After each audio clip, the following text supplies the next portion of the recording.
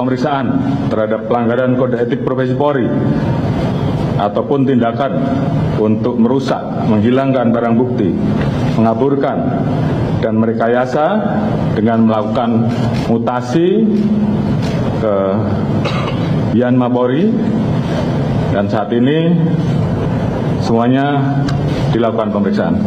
Halo, assalamualaikum warahmatullahi wabarakatuh. Jumpa lagi bersama saya Adi di XMD Project di sini, guys. Di konten kali ini kita bakal membahas tentang kasus Vina yang masih trending saat ini, yang belum bisa diselesaikan oleh pihak kepolisian. Bahwa Jenderal Sigit Prabowo marah bahwa ayah Eki atau Ibtu Rudiana terlibat dalam kasus penangkapan Peggy Setiawan yang kuli bangunan itu, guys. Oke, kita langsung saja simak videonya sampai habis, jangan di skip, guys, biar kalian paham isi videonya.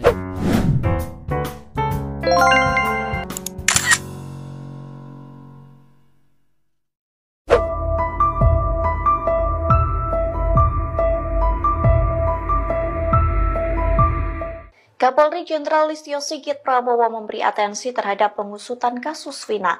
Bahkan Listio Sigit memerintahkan Propam Mabes Polri untuk memeriksa ayah Eki, Ibtu Rudiana. Dikutip dari Tribunnews.com, hal itu disampaikan oleh penasihat ahli Kapolri Irjen Purnawirawan Arianto Sutadi.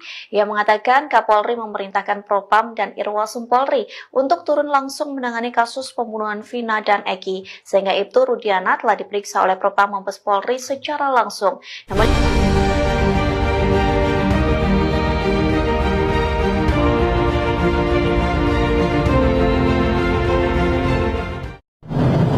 pemeriksaan terhadap pelanggaran kode etik profesi Polri ataupun tindakan untuk merusak, menghilangkan barang bukti, mengaburkan, dan merekayasa dengan melakukan mutasi ke Yanma Polri, dan saat ini semuanya dilakukan pemeriksaan. Selanjutnya, untuk menjaga transparansi dan akuntabilitas dalam penanganan kasus ini, kita telah melibatkan pihak-pihak eksternal seperti rekan-rekan di Komnas HAM yang saat ini masih terus bekerja, dan juga mitra kami di Kompolnas selaku pengawas kepolisian. Kami juga telah memberikan ruang seluas-luasnya kepada masyarakat, terutama keluarga korban, seperti beberapa waktu yang lalu, untuk kita berikan ruang otopsi ulang atau ekshumasi, dan juga melayani laporan polisi dari pihak korban. Dan tentunya ini adalah merupakan wujud transparansi yang kami lakukan. Pada laporan yang disampaikan oleh Rudiana pada tanggal 31 Agustus. Di laporan tanggal 31 Agustus, di laporan itu Rudiana mengatakan kurang lebih kedua korban ditusuk, ditusuk, ya. Dan kedua korban meninggal di TKP. Tanggal 31 Agustus laporan dibuat oleh Rudiana. Sementara otopsi dilakukan setelah itu, kurang lebih tanggal 6 September. Ketika otopsi dilakukan oleh dokter, lagi-lagi tidak ada yang menyebut bahwa misalnya almarhum Eki meninggal akibat tusukan, tidak ada. Bahkan dokter mengatakan, menulis bahwa almarhum Eki meninggal akibat trauma tumpul. Tumpul. Bahkan trauma tajam pun tidak. Sementara pada almarhumah Vina memang ditemukan adanya trauma tumpul dan trauma tajam. Posisi trauma tajamnya di mana? Di punggung telapak tangan dan di daerah pipi. Jadi, yang ingin saya katakan, ini menarik untuk dicari tahu, ya. Kenapa pada tanggal 31 Agustus Rudiana sudah melaporkan bahwa kedua korban itu ditusuk dan meninggal di TKP. Assalamualaikum warahmatullahi wabarakatuh. Menarik sekali untuk membahas pra-peradilan, ya. Khususnya pra-peradilan Peggy tersangka dalam kasus pembunuhan Vina dan Eki di Cirebon tahun 2016 yang lalu. Intinya, Peggy mengajukan keberatan lewat gugatan pra-peradilan atas penangkapan, penahanan, dan menjadikan dirinya tersangka. Kemudian apa itu sih pra-peradilan? Pra-peradilan itu sebenarnya fungsi dari pengadilan atau fungsi hakim untuk melakukan pengawasan. Pengawasan terhadap upaya paksa yang dilakukan oleh penyidik dan penuntut umum. Apakah telah sesuai dengan ketentuan hukum yang berlaku atau belum atau tidak. Nah, khusus untuk Peggy, mari kita lihat apakah peluangnya ada gitu. Kemudian untuk Polri selaku penyidik, mari kita lihat juga apakah cukup kuat dasar penahanan, penangkapan, dan penentuan tersangkanya. Yang tampil ke permukaan adalah keterangan-keterangan saksi, kemudian berupa KTP, berupa kartu KK, berupa rapor, berupa foto, dan berupa STNK.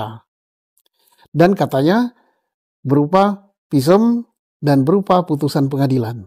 Apakah itu bisa? Mari kita lihat satu-satu. Kalau keterangan saksi itu saya kira sangat lemah. Karena apa? Sebagian dari saksi, khususnya saksi mahkota, para tersangka yang sekarang menjadi terpidana, sebagian menarik keterangannya. Saksi-saksi lain juga menarik keterangannya. Dia mengatakan bahwa kesaksian yang dia berikan, baik di berita acara maupun yang sampai di sidang pengadilan, itu atas arahan. Arahan dari siapa? Arahan dari ayahnya Eki dan arahan dari penyidik. Benar atau tidak itu Allahu a'lam bishawab. Dan juga ada saksi dari pihak Peggy yang menyatakan Peggy ada di Bandung pada saat kejadian, tidak berada di Cirebon.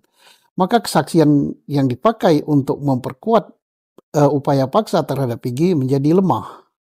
Nah, apakah visum bisa digunakan? Visum juga tidak bisa, karena di visum itu tidak menyatakan Peggy sebagai pelaku.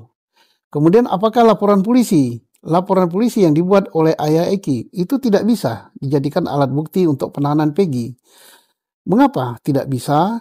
Karena justru isi dari laporan polisi itu yang harus dibuktikan.